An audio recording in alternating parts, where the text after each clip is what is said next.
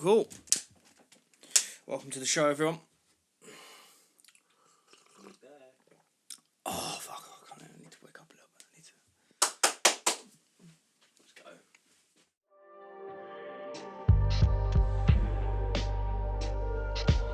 go. Ladies and gentlemen, welcome to the Background Football Podcast. Ladies and gentlemen, welcome back to the Background Football Podcast, and I'm here again with my co-host Frank. Hello. How you doing, Frank? Very good. How are you? Very good. Yeah, the season's up and running again, and we've got a lot to talk about. We kind of haven't talked since any game week. Since the first game week. We haven't even discussed anything, so we're gonna run through some of the teams, how they're looking, any interesting results, and a few transfers at the end. We'll have a little chat. Yeah, I think we've done. There's been a lot of good games. So good to be back. Let's get stuck in. Yeah, perfect. Should we start with the champions then? Liverpool. Yeah. Obviously, at this point of time in recording, they've only played one game, and that was Bournemouth at home. They won 4-2, first game of the season. Yeah. And I think everyone kind of got the feeling that the attack looking dangerous. Ekitike was class. Salah, even though he didn't do too much, picked up a goal, and like Gakpo was threatening. They looked good. Wirtz was a bit quiet. Yeah, I didn't actually watch it, but I watched the highlights. Yeah, I think generally I thought Liverpool underwhelmed slightly. The first half they were on it, but I think generally they underwhelmed based off the bravado in the media of how well their transfer window has been. But I actually think. And this is slightly away from the game, but if you look at their window, while they brought in some great players, they've sold a lot. Yeah. And I actually think as a squad, they're not as strong as people are making out. I know we've spoken before about their defence, but even their attack, they've got Salah, Ekitike, Gakpo are the only main three that you'd be should be starting. You could also include Wirtz in that. You could. You could also include because he can do a job on the left. He's good enough to play anywhere. That's true. That is true. But there is that. But in terms of they're not. And I think in the game, it reflected that they haven't quite clicked yet, which is always going to happen with the amount of players they brought in. But generally, they won, so it's a good result. No, and.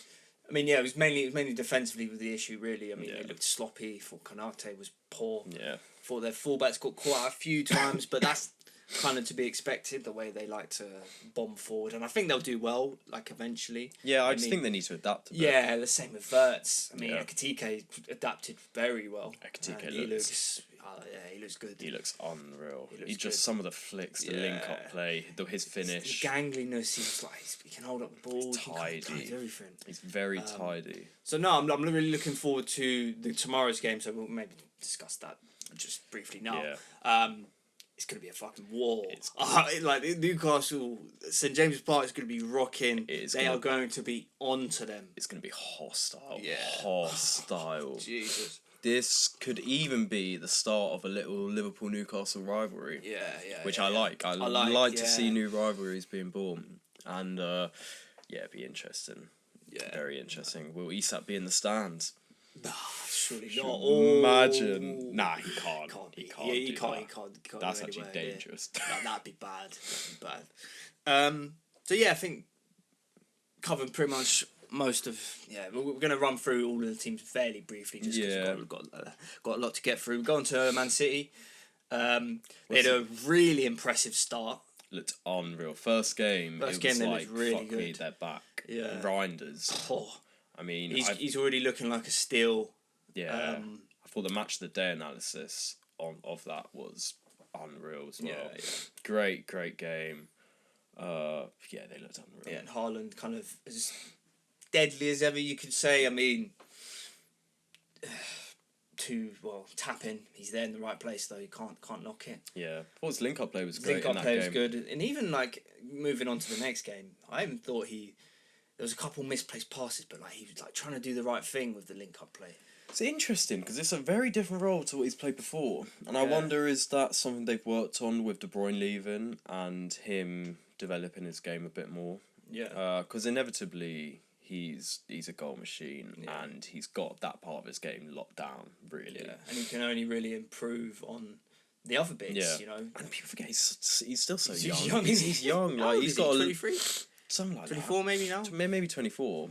But you look at like Kane. Kane, like even when Kane was unreal, like after he broke through, he broke through late, but two, those first years when he broke through, he was still very good at linking up, but he was more of a finisher, and it was only when Mourinho came in where he really dropped deeper and started to play those balls in behind. So Haaland, there's nothing to say Haaland can't develop it. And I mean, he'll be even more scary if he can develop the Kane sort of back into play, touch and spread it With his physicality. link up play, flicking it on. I mean, he does little bits of that. You do see it. I think he gets a bit unfairly kind of treated. Yeah, somewhat. But I guess it's just because of his own ridiculously high standards. Yeah. But then people will still try to say, tapping merchant or just only doesn't score good goals. But like, it doesn't fucking matter. Yeah. It really doesn't matter how you score. Yeah, no, it's true. I will say though, City, they didn't look as good against us. Oh no, but I think you. Yeah, we'll move on to that game now. Yeah. You nullified them. Yeah, good game. It was a good game. Really it was good game good to watch, tactical yeah. watch. I thought they shot themselves in the foot though, City, with the second goal especially. Yeah, they did. But I think it was common though. But your press looked on point. Yeah. I guess we're going to Spurs now. Yeah. It's a good transition. So I think we've looked fantastic. no, you have looked good. You have looked good, and Thomas Frank's a good manager. We were saying it before. Yeah. And when we kind of found out that he was going to you. Yeah. But you look solid. That's what I'm most Very. impressed. You just look really solid. And I think you're going to be hard to beat this season. And you know what?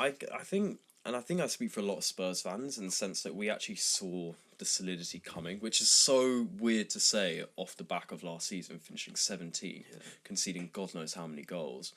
But I think the Europa League run and the way how solid we were in that when we did defend well, and we had, more importantly than anything, Romero and Van de Ven both fit. That back four, I think, with Porro and Spence, is so solid. And bringing in Paulinho, we've been crying out for someone like him. That gives Porro a little bit more freedom to kind of go forward if you know you've got Paulinho kind of sweeping and covering his kind of position. I mean it's a really good signing, Paulinho. Yeah. I'd argue like your best. Yeah. I'd honestly. Yeah. Like, Kudus has looked good. I think Kudus is great, but we needed someone like Paulinho more. Yeah. Kudus has looked great though, I think. Yeah. And you've had an impressive start. No goals conceded as well, which is another plus. And the midfield, just some engines. Lot of physicality in the midfield, which this reminds me a little bit of kind of that Klopp Liverpool midfield. Yeah. It's like runners. Yeah. Like you got a tough tackler, Fabinho, Paulinho. Yeah. Like I don't think it's on that level. No, and you can't say that yet. Can't say that, but like Sarr's fucking got loads of energy everywhere, and if it's Bentancur, he's tidy. A little bit tidier. He's a decent player. No, you're completely. I think that's a very good comparison in the way we play. Yeah. Really excited. And Kudus, power. Richarlison started well. I'm really excited, I have to say. Injuries are the only thing that I'm a little bit worried about. Yeah. I think you have to reassess come Christmas. Yeah. Because, you will drop points. Yeah. There will be games that are frustrating, but it's bound to happen. Yeah. But exciting times. Yeah. Exciting times to be a Tottenham fan. Yeah, I mean, we'll see. We'll see where the season takes us. Yeah. I'm excited. Moving on, should we move on to Arsenal? Let's do it. And a pretty not the best performance last Sunday against United, but got the win. I think that was the most important thing. First game of the season away at Old Trafford. It's never going to be easy. Going away to Old Trafford, just full stop. Never going to be easy. Yeah. And could say got a little bit lucky that they didn't take any of their chances, but also Ray made some good saves. Yeah. And they didn't. In my head, they didn't have any clear cut chances. So No, I don't think so. I think the one worry I would say from your front on that game was more the way you set up. And to be honest, it's early on. I don't think it's the biggest worry. No. But I was expecting you to come out and play a little differently with Gyökeres. But like I said, he'd just come through the door. And it's hard to say. I will say, like, you know, they're adapting to each other. Yeah. Gyökeres is a very different type of striker to Havertz. Zubimendi still getting used to the league, and I don't think he was poor. I just don't think... No, I don't think Zubimendi was bad. I don't think he had a lot of as much influence on the game as you would want him to, really. Yeah. But again, I'm not really that concerned about that performance because Yeah. I don't know. It showed elements of grit and kind of determination to just come away with a result and do it ugly. No matter how you do it, it's. I see. I think it'll be. I'm interested to see how it goes on and how you set up against the bigger teams again. And the smaller teams, because to be fair, last season it was the smaller teams. Yeah, it's these mid-table teams that tripped us up. So, I think you're looking good, and yesterday, got a big win. Was an important one, I think, for just confidence and. I think you had to show something. You had to kind of demolish someone. Yeah. Show them that, like, okay, yeah, we mean business. Yeah. I mean, it's not we mean business, but you know, it's again. The top of the league at this current moment in time. Yeah. Ask it out. Yes. Yeah. But no, we looked good yesterday. Gyökeres getting his first 2 goals as well was important for the rest of the season. You know, hopefully that can give him some confidence to kick on and play. Yeah, he needed to start strong. And I think just the more they play with each other, especially Gyökeres, you know, I think the more just fluid it will become. I'm hoping. It's I'm interested to see, because I don't think you like we're saying with Liverpool, nothing's quite clicked yet, and it shouldn't click yet. Yeah. It's not gonna. But I think be interesting to see how Arteta finds his best 11 now, because I think last couple of years it's been fairly set. Yeah. You guys knew your first 11 like that, bar maybe a couple fullback switches, but like generally your first 11 was locked in. But now bringing in Eze, sadly he's chose to join the dark side, but anyway, we won't get too far into that. But it'd be interesting to see how he picks his best 11. I don't think I think there's best 11s for the certain occasion. I think certain players will be called for certain games. You need a big squad. You know, there's going to be 70 games this season, and you need a big squad. I don't think, you know, I mean, you want your first 11 for the big games, but you know, you want it so it's like, remember when City could just chop and change. Yeah, no, and 100%. no drop off. Like, you want that. Yeah, and I think we're moving closer to that. Yeah, I think what's interesting with you is you've got a fair few players in certain positions which have a lot of competition, but the players in competition offer things very different. That's a good thing, though. No. Yeah, I'm not saying it's a bad thing at all. It's just interesting to see how that will come into how Arteta sets up. Like, you look at Calafiori and Lewis Skelly, I think that they both offer very different things. And Calafiori. I fucking love Calafiori. I don't know. It's more just like him. He's just like bombs up and down the pitch. He's good looking, tattoos. He's very good looking. We only bought him in so he could do all the modelling. He's almost too good looking. But you know what I mean? Like there's some people, like, he's got like a sculpted face. His face is too sculpted. It's like it's almost like a little bit uneasy. And he's left-footed, which just makes him even more attractive. Yeah. He's a good player as well. I think there is weaknesses to his game. I think he can get caught out for pace, especially against a tricky winger as well. One-on-one defending, you know, could be improved. But at the end of the day, he is also a centre-back learning his trade as a left-back. So I think, hopefully, if he can stay fit, I think that's another problem. Because it's harder to play well when you haven't had a run of games. Do you know what I mean? Like it's harder to make an impact when you haven't had a run of games, and you're coming on. I don't know. No, 100%. I think it's interesting. I think he's a very useful player to have in the squad because he offers something quite different to any other fullback. I think in our team, as well. I'd say in most teams, to be honest. I think he's really unorthodox in the way he plays, which to be honest, I can't figure out if it's a good thing or a bad thing. Like, I'm not set on him, but I also don't think he's bad. I think he's erratic, which I can't figure out if it's good or bad. But it's kind of like he's like a ball that doesn't really know where he's going sometimes. Yeah, like when he's making these like galloping runs. Forward, he's just kind of like doesn't really know where he's going, and kind of, I think he's useful and he's fucking annoying. That's the thing. Just if you've got him running in between like the two centre backs, just making these like runs to just create space and cause problems. Like, I like him. Do you think with him and Lewis Skelly, they'll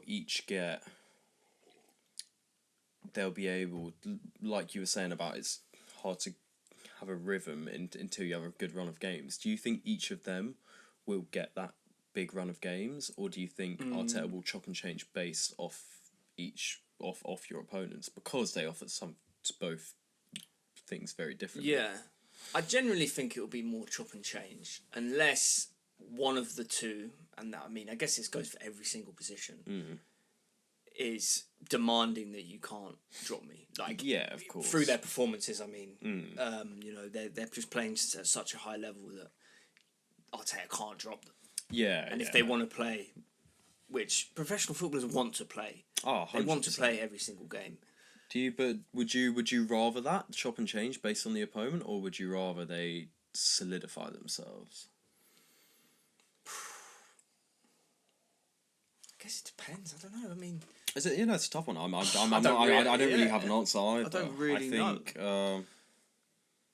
I think personally, I'm not criticising you for this, but I just think personally, more in the back four, I don't really care about the rest of the team. I think a back four, and it's less so for the fullbacks, more for the centre backs. I think back four, it's nice to know who you're playing with. I think you get a rhythm. Yeah. But like I said, more so with the centre backs. I think they've also played with each other quite a lot now. Yeah. Especially Timber and Ben White, I feel like you can chop and change because they've both got that relationship with Saliba, Saka as well. Yeah, no. More so Ben White, but Timber, there is somewhat of a relationship. They played with each other for a few seasons now. So I think Timber is going to solidify that right back role. Yeah, I could definitely see it because I don't like. I think Ben White. I don't think Ben White will get nearly as much game time as he maybe should because he is a great player. Just don't like him, but he's a great player. And I was saying this to you earlier. I actually think, and obviously it's so early to say it, but I think could maybe see him going next year if he's not getting that game time and that's more a compliment to Timber than it is a disrespect to Ben White. I think Timber is just fucking hell. He's good. Yeah, he's really good. Yeah. I think it's defensively that makes him above a lot of fullbacks in the league, in my opinion. Like, you've got a tricky winger, and you're going up against Timber. You're like, it's gonna be a little bit tough. I think it's his positioning, but it's also he's scrappy. He gets stuck in. He's agile, quick, strong, tidy on the ball. But almost underrated for his ball playing ability. I think he can play. He's not like he plays in a different way. He's not silky, but he's tidy. Yeah, I think he plays the more orthodox right back role. Yeah. To be honest, which I rate. He doesn't bomb up and down. Doesn't have an amazing cross, but I think he's a smart player. He knows where the space is, as opposed to he's not going to pick out. He's not the most creative. No. But he knows where the space is. He knows how the game works, and it's the Ajax. These Ajax boys. Yeah. Ajax they know what they're doing. They know what they're doing. Football intelligence. Yeah. Fucking. Cruyff's legacy. Yeah, sweet. We'll move on to United. Seeing as Arsenal played them on Sunday, and they looked good against us. They did against you. They played some good football. I thought defensively they were pretty solid, nullified us fairly well. I mean, I think we were... I don't want to move back to us, but we were lacklustre at points. Yeah. At most points in game, in attack. But anyway, that's nothing against them. I think, they defended well. I think they looked more balanced than last season already. I thought they looked really good against you. I thought they played going forward, looked really good link-ups. Mount looked really good. Cunha looked good. Buemo looked dangerous. Against you as well. Yeah. We'll go on to that other game in a sec. But, I thought they looked really good. And to be honest, I think their squad, they're their first team, generally. It's a good squad. Like, they should be doing well. They need a new keeper, though. Yeah. Bayindir, he's dodgy. Yeah, he's not. He doesn't. I'd rather have Onana in goal. Same. Like, Onana is dodgy. Don't get me wrong. I feel like he's more dodgy with his. He's dodgy at stupid shit. Yeah. And I don't get how he can't just take that out of his game. But he doesn't help himself when he says in interviews, like, before the season, stuff like, "Oh, get ready because it's about to get even riskier." Like, Joe already said that, and it's just like. Cheers, mate. Cheers, nice one. That's where you make all your mistakes. like, come on. But he's a good keeper. Yeah. Like, he's a great shot stopper. At points. He does have a fumble. He's got a fumble, but like, he can pull out a world class save. Yeah. He's one of these flexible type keepers who will get down quickly. Yeah. I think United are better off with him, but I like the look of their back three if they can keep Shaw fit as well. Yeah. Tough ask. It's a tough ask. But then I guess Martinez is probably, I think he's injured at the moment, but you can chop and change between them. Hopefully, like, for them, if one of them's not fit, the other is, and vice versa. So, and De Ligt started the season quite strongly, I think. I think so. He handled Gokha as well. Yeah.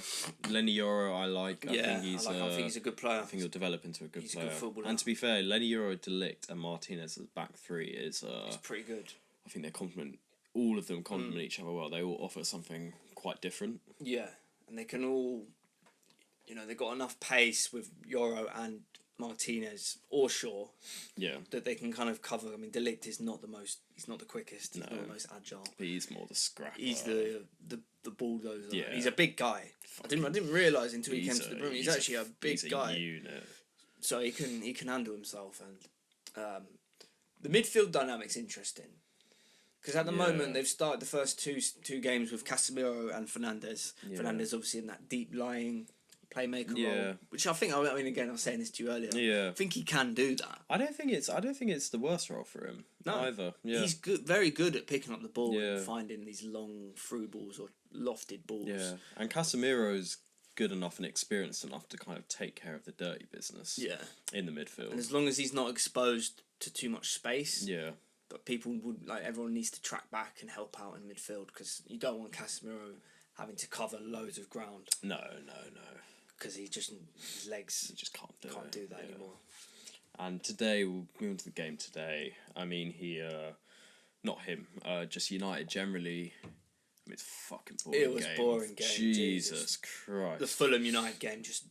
Screaming, just fucking shit-prone game for a 4:30 kickoff as well. It was a not great Super Sunday today, was it? No. Not very super. Yeah, great. But no, they looked... I just thought they looked very lacklustre. Didn't create too much. Seemed a little bit like United of last season. Yeah. Not as shit, but United of last season in terms of just like stale, rigid. There was not much desire. No. Today.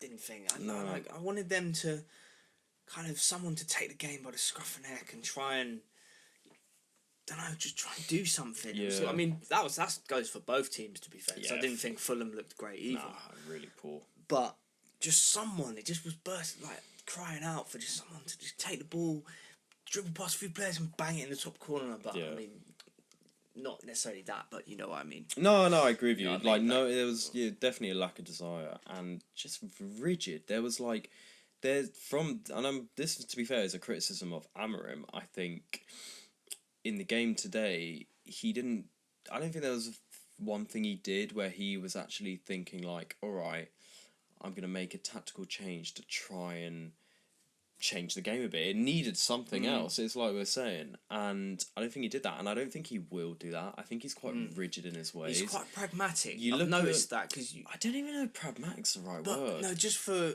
for example, taking Diallo off for Dallo. That's like you're taking basically a winger off for a right back. I don't think that's pragmatic though. That's just. Do you not think that it's a more defensive approach? But that's you're not trying pragmatic. to go for the win. Yeah, you could say that's pragmatic. No, I'd say pragmatic is defensive. Is doing what's best at that moment in time. Oh. Yeah, but Based do you know off what the I mean? opponent. It's kind of like a pragmatic approach to take the wing Liallo off for Dallo and kind of shut up shop. I don't think that's pragmatic. I just think that's being a bit defensive and being a little bit more cautious. All right. Anyway. But yeah, I just don't think he's gonna change the formation. I think he won't. Won't change formation, and he won't. I think he should. I think it's gotten to a point where I don't think he should, and I think he should just keep building and building his team. There's going to be something there. There's going to be glimpses this season. They're not going to be consistent, but there's going to be maybe glimpses. he shouldn't change the formation. Maybe I think that doesn't matter as much, but I think he should. I think he doesn't change if something's not quite going right. He won't change it. He'll stick with the same way, and he's rigid. And I think he could fall odd subs. And then towards the end of the game, just brings Maguire and Heaven on for their two other centre backs. It's just like he does that nearly every game. Yeah. He did the same thing against you, different players. It's really odd. I guess you want to keep them fit, but it's also. You're trying to win the game. I never ever like when teams sub off centre backs. I'm all for if you bring on a centre back for someone else, maybe go to a back three to shut up shop. Yeah. Or you change from a back three to a back four, a tactical decision involving a centre back. But swapping centre backs, your centre backs are there to build a partnership, and I just think it's really weird. Like, would Arteta ever really swap out Gabriel or Saliba mid-game? Not unless he had to. Exactly. Yeah. It's a weird one. I think he makes weird subs. I think he's rigid in his ways. I think if it doesn't go right his way, he doesn't really. And to us, I don't even think it's the fact that he doesn't have a plan B. I just think he doesn't want to. Stubborn. He is a little bit stubborn. And but I think he should just keep trying, keep building. I agree with that. I think that's the way to do it. I think you got to look at managers who have been at their clubs for a while and managed to build a system that all the players know and works. And I think there's potential there. I just think they need to be patient. They need to be very patient. Yeah. Because it's still going to take a while. Yeah, I'm interested. Yeah, to be fair, it's too early to say he should change. I think judge him again by Christmas. By Christmas, be interesting. You'll we'll get have to a good picture of how it's looking. But so far, I'm not convinced by Amorim. Yeah, to be honest. I like the players of the left side though. Cunha's a good player. I know I said he's going to be flop of the season, but yeah, he's looked quite good in patches. Yeah. But I'll give you that in patches. Like second half today, I think he was anonymous. I don't think he did much. Neither did Mbeumo, to be fair. No, Mbeumo. But first half, I thought they both looked good with Mount as well. I think Mount could have a good season. Mount's looking good if he can stay fit. He can be a key player for them. It'd be interesting how they fit those because it's Mount and Mbeumo, Cunha and Sesko. Yeah. How they fit those four in. And Sesko did not do much today either. No. Or against us. No. But again, he's still adapting. He's probably not had much of a pre-season, so he's probably not that fit. Yeah. No, to be fair, I think he did do pre-season with Leipzig. Yeah. I think he did. Okay. Actually, he must have done. He must have done. But he has just arrived. Yeah. And I think generally United, the service, like, even you look at today and against you, to be fair, against you they had a few decent chances, but no, like, clear cut. I think they're good in possession, generally, but I think they lack that ability to create killer chances, which is why Højlund struggled a lot. Like, Højlund, he didn't score much, but he didn't miss many chances, I don't think. Yeah, there's probably a few here and there. He definitely missed a few, but like, he didn't... I think... There'll be games where he just barely touches the ball. Yeah, and I think Sesko could struggle a bit with that. Unless they get it clicking. It's early. Yeah. But I'm sceptical. It's the United graveyard, isn't it? Yeah. Like Sesko, Cunha, and Mbeumo. It's Mbeumo, not Mbeumo. I need to start saying that. Is it actually Mbeumo? Apparently, oh, shit. Mbeumo.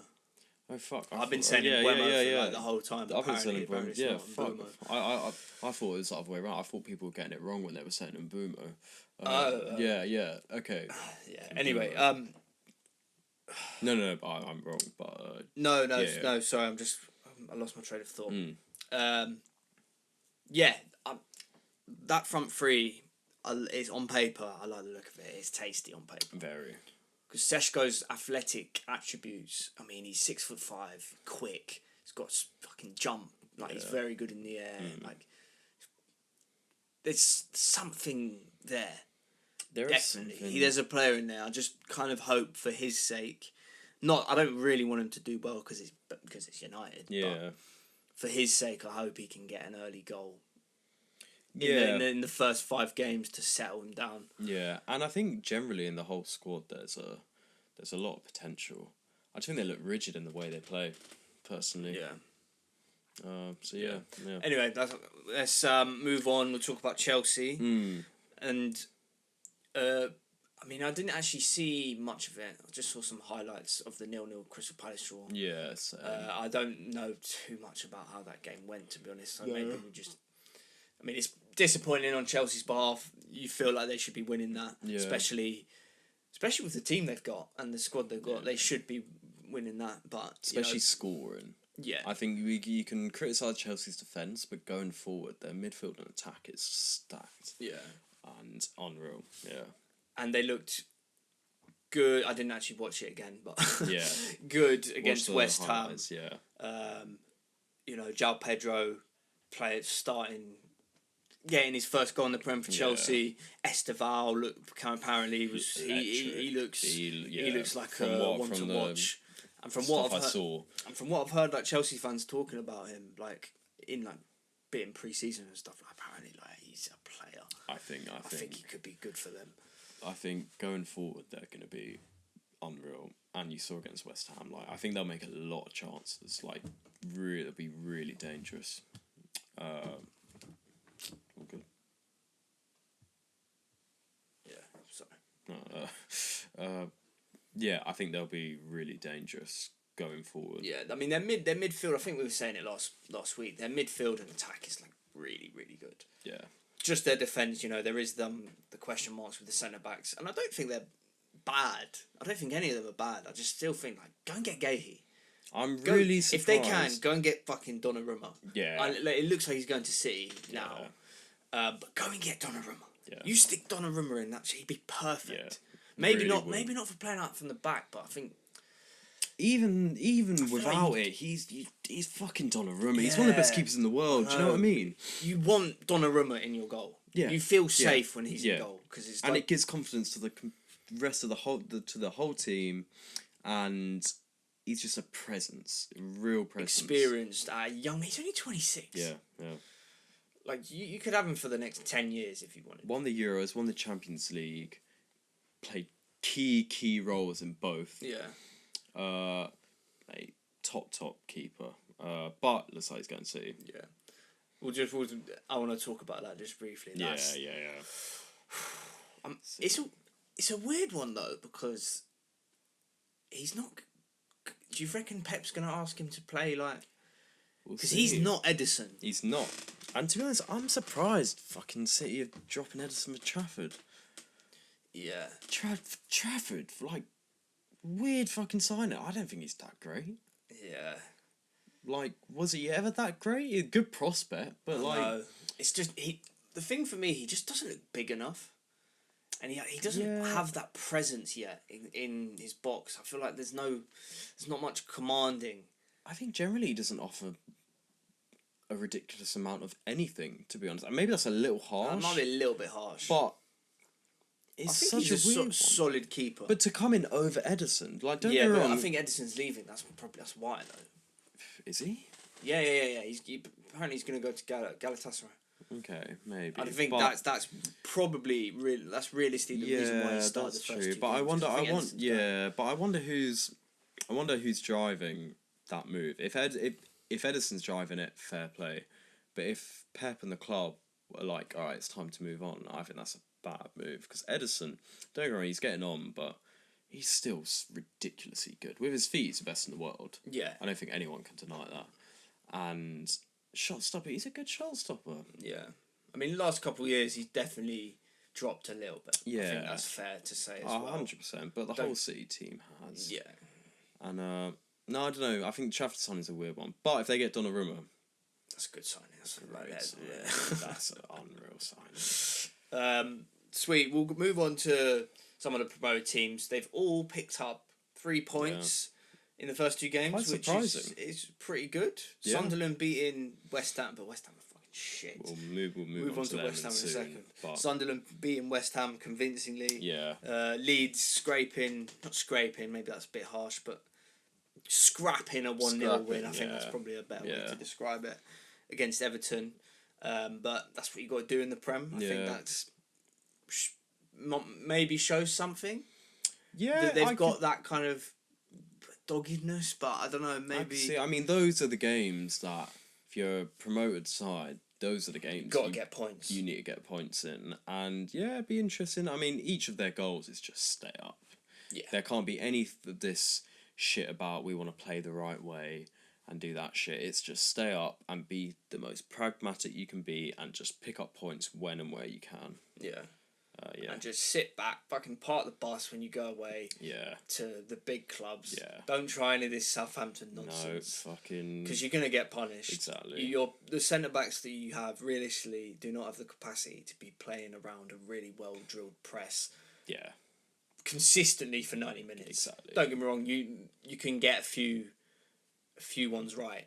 I think any Premier League team standard can do that. Yeah. If you get one wrong and you concede. Yeah, then it's right. Is it worth it? It's the risk versus reward, and I think for them the risk is too high. Yeah, and to be honest, I actually don't think they will play that way. Maybe Burnley. No, I don't know. But I don't think so. I think generally they're gonna come into it looking good. How did they play against you? Did they? I mean, I saw like highlights as well again, but to be fair, they've actually played all right. To be fair, I mean they had chances, but generally they weren't fucking around too much. Yeah. But that's good. Yeah, it's good. That's good. Yeah. But no, I think generally I think the teams will actually put themselves about. I hope anyway. Yeah. I think it's looking competitive this season. Yeah. It's good because like Bournemouth will give anyone a game. Yeah. Fulham could draw to anyone. Yeah. Brighton could beat you on their day. Yeah. Palace will give you a game. Palace, great side, great club, like, great side. Forest will give you a game. Yeah. Villa, Newcastle, like that whole top 12, 13 even will give you a game. I mean, Everton this season, we don't know how they're gonna do, but with Grealish, if they get Diblin and Grealish, David Moyes, top manager. I quite like that. You got like two similar players on the same thing. And Dye's a good player. He's skillful. Yeah. If they can get is it Tiano Barry, their new 30 million striker, if they can get him up and firing, they've got him, Beto. I think Beto's a handful. I think he's a little bit. He's quite a funny one because he's like he's a little bit average. Because realistically, he's pretty shit. but he's like. But he'll come in and put himself about. Like I remember he was giving Van Dijk and Kanai torrid time. Yeah, that's the thing. He's like he's shit, but like he'd be really annoying to play against. Yeah, it's proper Prem. Yeah. I like it. Proper Prem journey man. I to be fair, I actually really like those strikers. Yeah. And I like Beto, and he's got a great name. Yeah, it's a good name. And like teams like Brentford, obviously they picked up their first win as well against Villa. Yeah. Which is good for them. Yeah.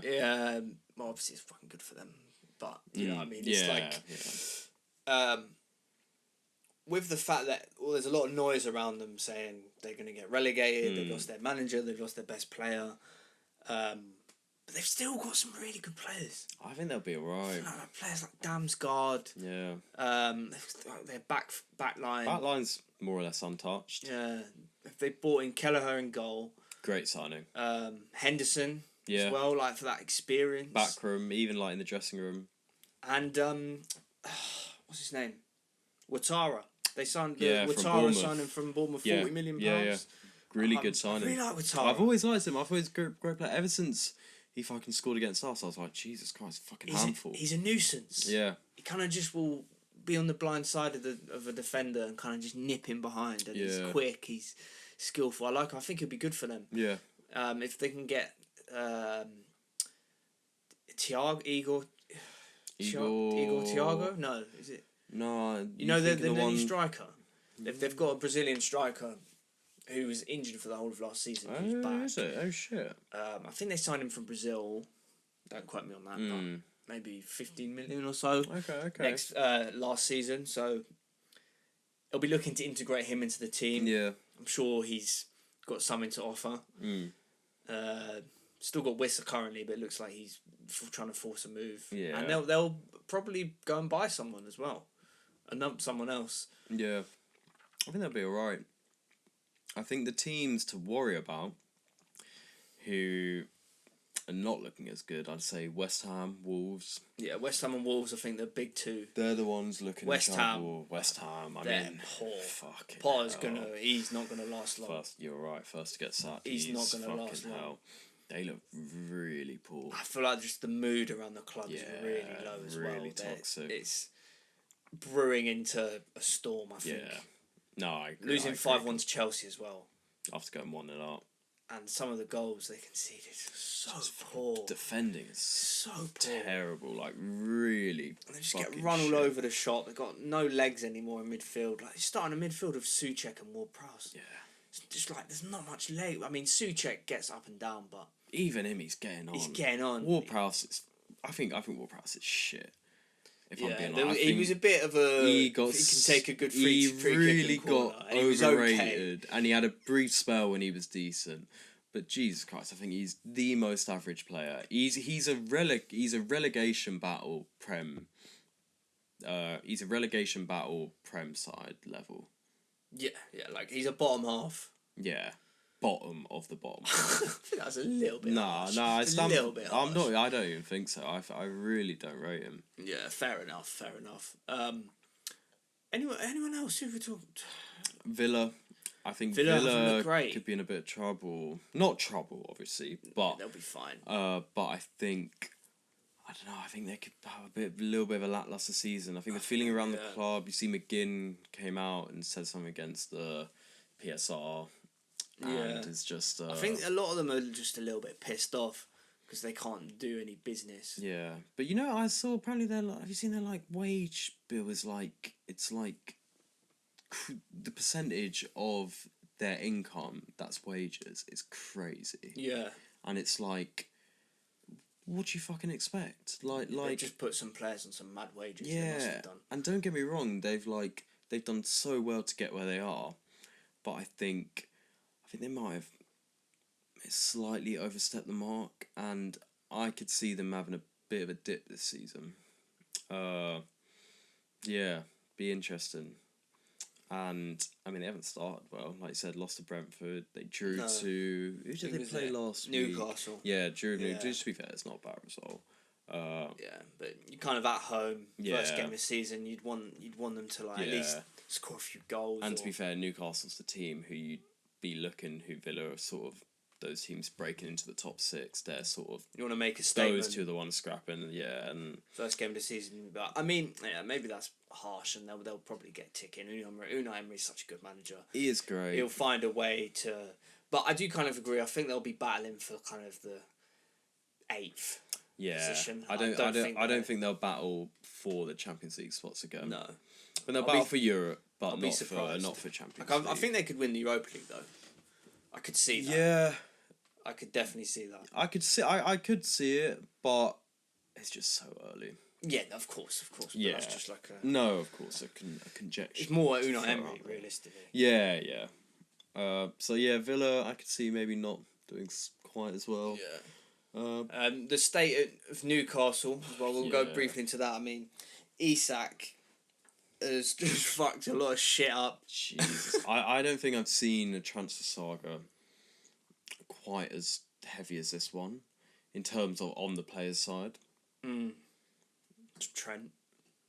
I don't think so. Trent at least. I think Trent went about it in a respectful way, personally.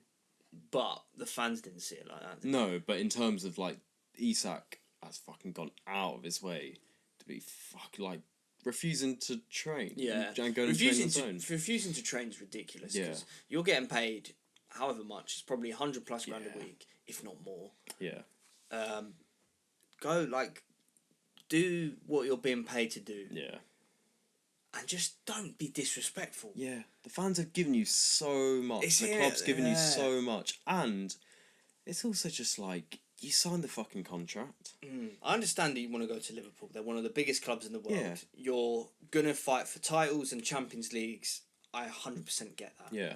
You know, you want to make that big step in your career, but he could have just gone next year. Exactly. And just made a deal with Newcastle. Look, this might be my last season because I want to fight for the big titles. Yeah. And I think if he did that, most people would be like, you know what? We have to accept that we're not in that position as a club. Yeah. We're not immune from bigger clubs. Yeah. Nicking our players. And to be fair, I kind of felt like over the last season that was sort of the feeling around Isak. It was kind of like, oh, yeah, no one's going to take him. He doesn't want to go. Or no, not. I wasn't even going to say that. I was going to say more that it's like Isak will eventually go. He will go at some point, but when he does, it's going to be for a lot of money and it's going to be in a respectful way, and he'll go. But instead, it's become this big old thing, and it's like if you're going to sign the contract, don't throw your toys out the pram if you have to stick to that contract. You know what I mean? Or if you knew so badly you wanted to go, put a fucking release clause in it. Yeah.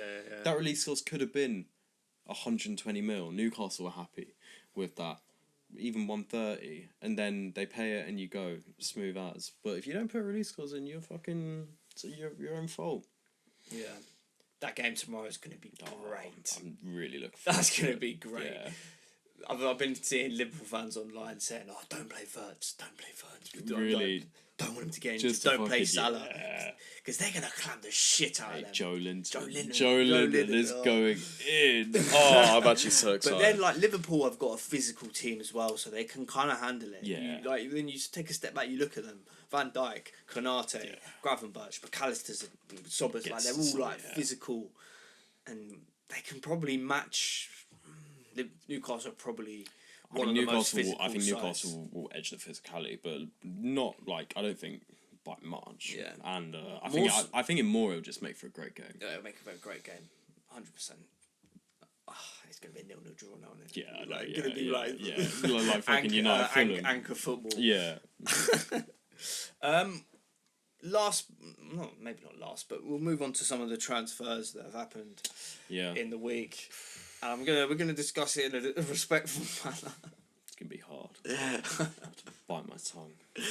But as a move into Arsenal, from under the noses of their biggest rivals, must have hurt for Tottenham fans, glorious for Arsenal fans. I'm speaking from third person. I don't know. You know what I think the one, and this is the only bit of criticism I'm going to give on this, and then I'll move on to the bigger topic of this saga, at least from the Tottenham point of view. One, I think Eze went about it a little bit wrong. I think he clearly always wanted to join you. Yeah. And I think he shouldn't have agreed personal terms with us. Because the first time round it was we were linked with him a lot, and then you came in, it was quite clear he'd rather join you for a lot of different reasons. And I was like, you know what, fine. And then when we come back in, you agree personal terms with us, and then you go and jump ship. I think that's not great. But you know what? Fuck it. boyhood Arsenal fan. Yeah. Didn't want to play for us, wanted to play for you. Fair play.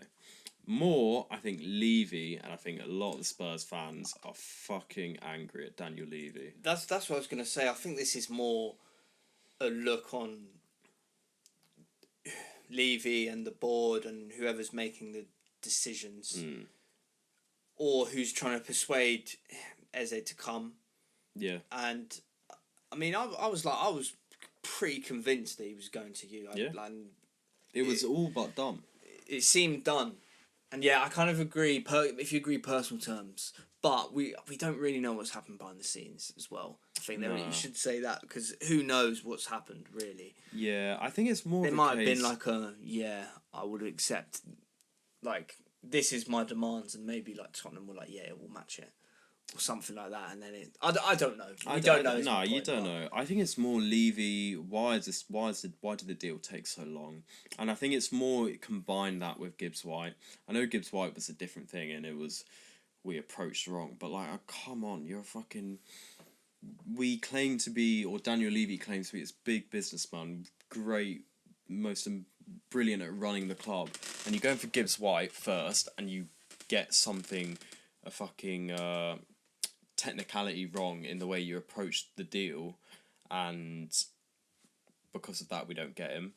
Then you're going for Eze and you stall, or don't stall, but just like negotiate. Fucking, you don't know why it stalled, but like whether it was negotiating for a lower price or whatever, and then you're able to swoop in, and it just seems it's just half-assed.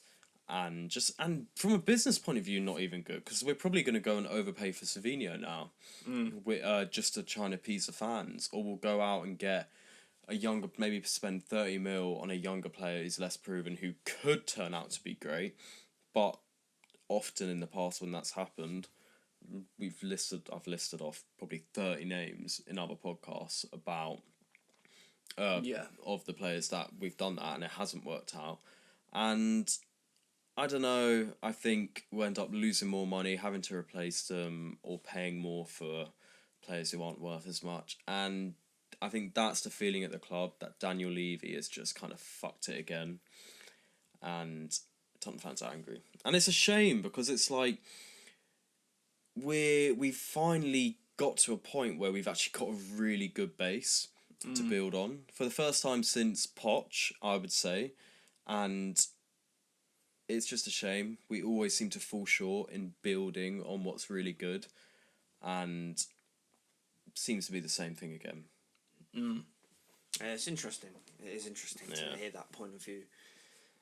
Because I mean, that was my initial thoughts on, if I was a Spurs fan, I'm looking at the board and Levy and thinking, mate, like especially like Gibbs White falls down, you've got to swoop in for Eze straight away. Yeah. You know people are sniffing around. Yeah. They knew like Arsenal were interested, and I mean we were looking, maybe we were prioritising our other deals first.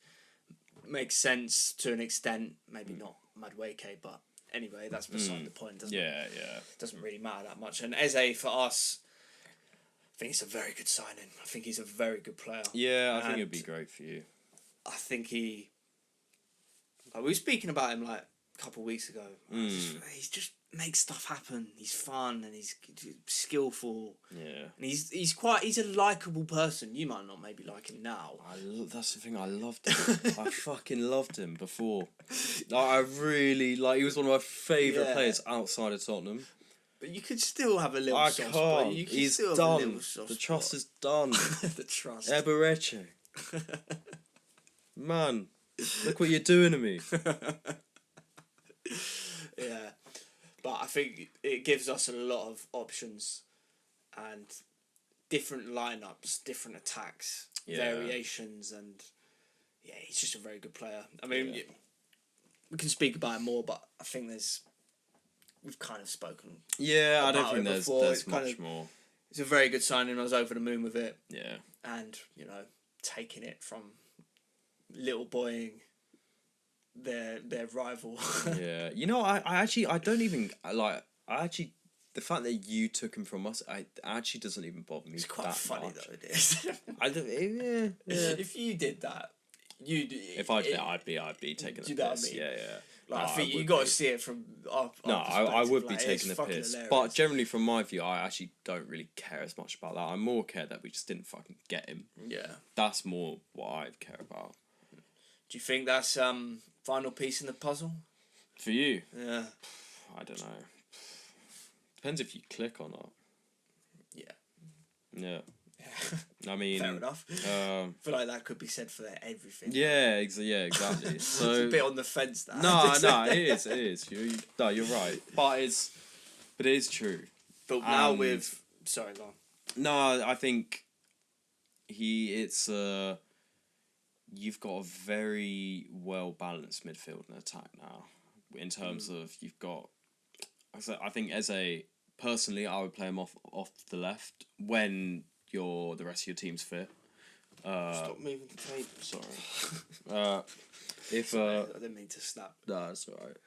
If Odegaard is fit, I'd play Eze off the left, and then you've got Eze offering something very different to Saka, and I think something very different to Odegaard as well. Yeah. I think they're actually very different. I think it's also, if them three are playing behind Gyökeres, with obviously everyone else, you give the ball to Saka, the defence like, oh shit, Saka's on the ball. Give the ball to Odegaard, in theory, I think if he can get back to his best, I think opposition know how good Odegaard can be. So even when he's got the ball, they're probably thinking, oh shit, Odegaard's got the ball. And then you give it to Eze, and like, fuck, Eze's got, like, there's fear factor now. There's beginning to be a fear factor in my head. You got Gyökeres, Eze, Saka, Odegaard. Like, that's a pretty scary attack, in my opinion. I agree with you. I think less so Odegaard, but not for because of a different reason. But yeah, my reason being that I think Odegaard's scariest when he's running the game. I don't think in terms of getting back to his best is necessarily looking really dangerous. Obviously that comes with it, but I think it's more, can he get back to running games? Because when he was at his best, he was running games. Everything went through him, and he was contributing with goals and assists as well. But I think it's more about, can he pick the ball up and dictate the game and get it out to Eze, to Saka. I hear that, but I also think one of the reasons why we brought Zubimendi in is... Alright, yeah, so we're just talking about the balance between Odegaard, Zubimendi, etc. But yeah, when in my head, a fearful Odegaard, if I'm a defender or opposition, is running the game, picking these pinpoint passes out, through balls, etc. But also getting the ball at the edge of the box and the pop. Like, do you remember like a few seasons ago, like he shot quite often from outside the box and like laser it into that. Like, that's what I want. I want more of that. No, I agree. I think he should have more of that. But I think his best is he's more effective when he's doing the other things. But I agree, he should be doing that as well. 100%. Yeah. But anyway, I think that's a nice ending point. I think that's everything. We talked about everything. Yeah. I think, and we'll be back. I mean, I'm going away tomorrow, so we'll be back in a couple of weeks. Yeah. I don't mind it though. There's more to talk about when we leave it longer. Yeah, and to be honest, I think when we come back, we might be saying some very different things. Yeah. So transfer window will be done, our moods could change significantly. Yeah, that's the thing with football. Like, one week you're like loving life, the next week you're just miserable. Yeah. And be interesting. Yeah, you got Liverpool next week. We'll see how that goes. Yeah. We'll see how that goes. But yeah, thank you guys for watching as always. We appreciate all the support. Go listen on Spotify as well now. Perfect timing. Perfect timing. And we'll see you next time. Ladies and gentlemen, thanks for watching the Background Football Podcast.